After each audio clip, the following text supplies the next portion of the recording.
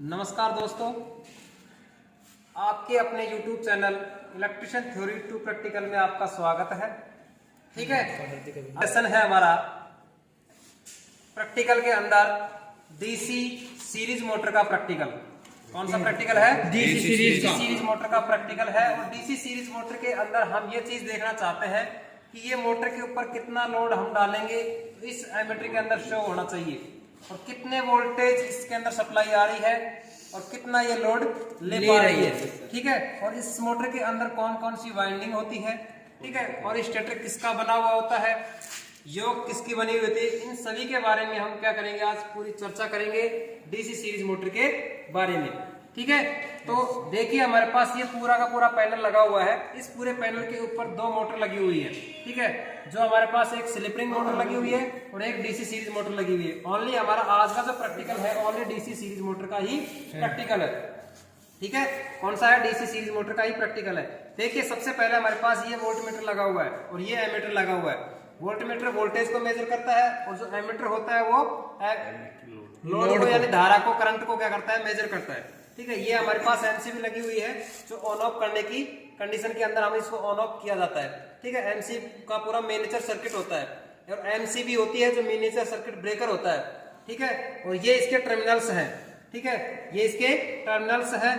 ये हमारे पास input supply के हैं, ये हमारे पास इसके आउटपुट टर्मिनल है। एसी सप्लाई इस पैनल को दी जाती है और ये अंदर इसका पैनल के पीछे जो डायोड्स लगे हुए हैं वो डायोड्स क्या करता है, एसी को डीसी में चेंज करता है। ठीक है, इसको कन्वर्ट करता है एसी। इस पैनल के अंदर पूरी सप्लाई कौन सी है? एसी सप्लाई है। एसी सप्लाई को डीसी में चेंज करता है। डायोड लगा हुआ पीछे, तो पीछे डायोड इस पैनल के पीछे लगा हुआ है, तो डायोड क्या करता है, डीसी में कन्वर्ट करता है और इस मोटर को डीसी में चालू करता है। ठीक है, और इस डीसी मोटर के अंदर क्या होता है कि वाइंडिंग होती है जिसमें हमारे पास आर्मेचर वाइंडिंग और फील्ड वाइंडिंग होती है। ठीक है, इसकी पूरी डिटेल हम यहाँ से सर्किट डायग्राम के अनुसार इसके डायग्राम से समझते हैं कि डायग्राम कैसा है इसका।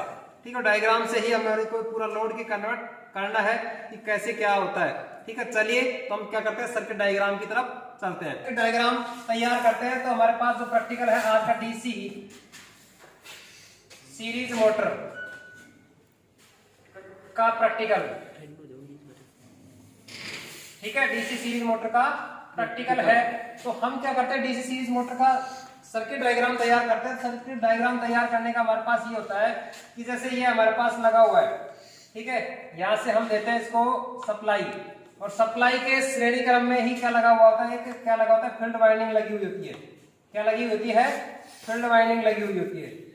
ठीक है, और फील्ड वाइंडिंग को हम क्या कहते हैं, एस सीरीज जिसको हम बोलते हैं, एफएससी फील्ड सीरीज होगी। और इसी के श्रेणी क्रम में हमारे पास क्या लगा हुआ होता है कि आर्मेचर लगा हुआ होता है।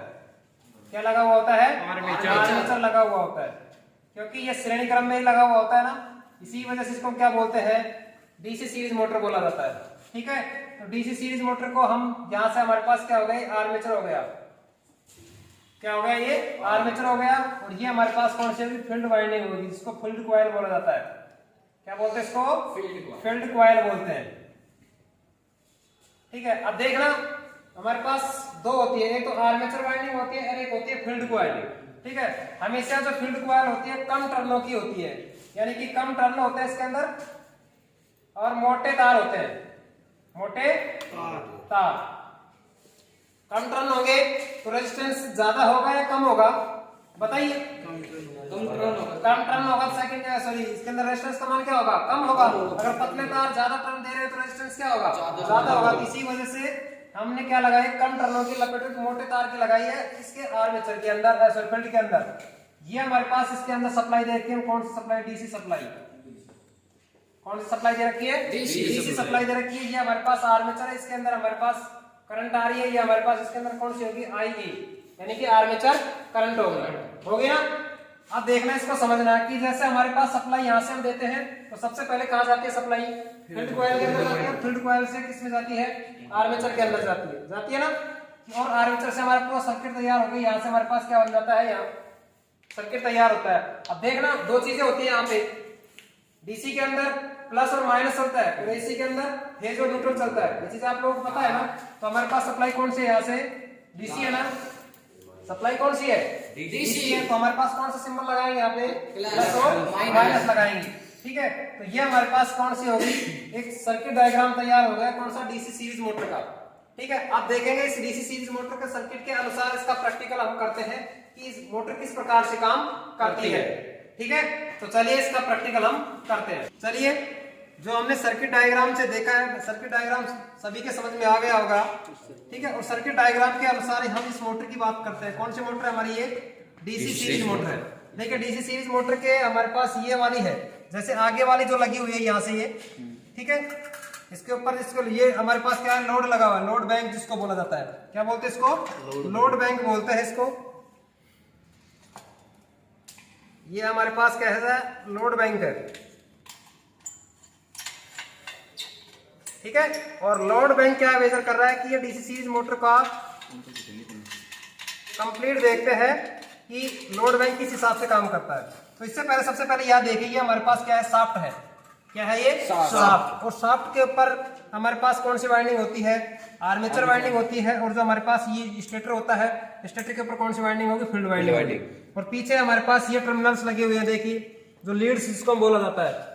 क्या बोलते हैं इसको? लीड्स। और इस लीड्स हमारे पास जो टर्मिनल्स बॉक्स होता है उसको कहा जाता है। टर्मिनल बॉक्स के अंदर लीड्स को कनेक्ट किया जाता है और ये स्टेटर से इसको कनेक्ट किया जाता है। स्टेटर के ऊपर कौन सी वाइंडिंग होती है? Field winding. क्योंकि हमने सर्किट डायग्राम में देखा था कि फील्ड वाइंडिंग को क्या दे रहे हैं? हम सप्लाई से कनेक्टेड कर रहे हैं ना।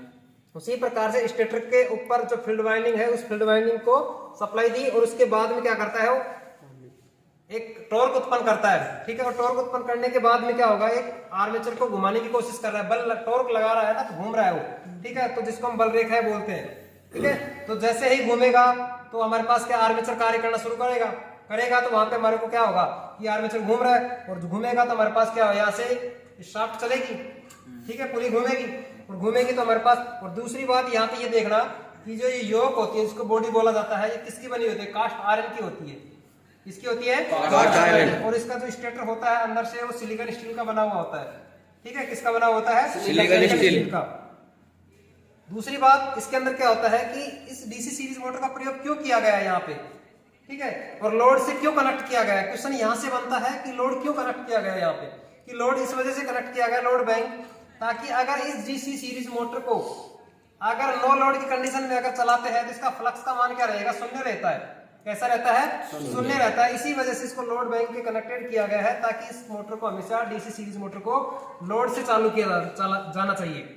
ठीक है, अगर लोड नहीं लगाओगे तो मोटर की स्पीड बहुत ज्यादा हो जाती है और ज्यादा होगी तो इसका फाउंडेशन उखड़ भी सकता है।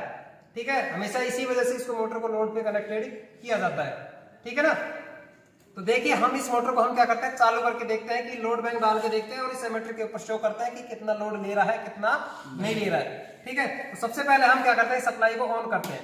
देखिए, यहाँ पे सप्लाई हमारे पास सिंगल पे सप्लाई आ गई है, एसी सप्लाई आई हुई है। सप्लाई को हमने क्या कर दिया? ऑन कर दिया है। ऑन करने के बाद में ये सप्लाई पैनल के अंदर गई है, अंदर जाके डायोड क्या कर दिया? उसको चेंज किया है और चेंज करके क्या किया है? उसको डीसी में परिवर्तन हुआ है। तो डीसी में परिवर्तन होने के बाद में हमारे कनेक्ट कर दिया गया है और ये हमारे पास इसकी जो एमसीबी है इसको कनेक्ट है। ठीक है, जैसे इसको ऑन करते हैं तो मोटर क्या करने लग जाती है? देखिए, चालू होती है। देखिए, अगर मोटर को दिखाया जाए कि मोटर घूम रही है, दिख रही है ना। अब देखिए, इसको मैं चालू करता हूँ,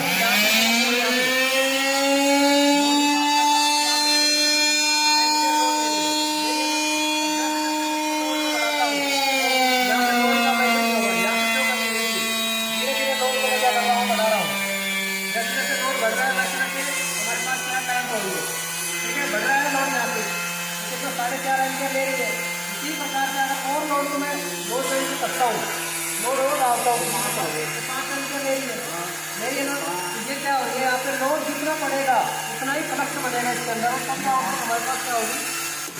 काम करना शुरू करेगी। ठीक है, तो इस वजह से हमने जितना इसके ऊपर लोड डाला है, लोड बैंक डाला है, तो ये हमारे पास क्या करने लग गई है? लोड बैंक से कनेक्ट की जा रही है। और जितना लोड इसके ऊपर डालेंगे उतना ही फ्लक्स हमारे को आउटपुट मिलेगा और इतना ही आउटपुट मिलेगा तो ईएमएफ भी इतना ही जनरेट होता है।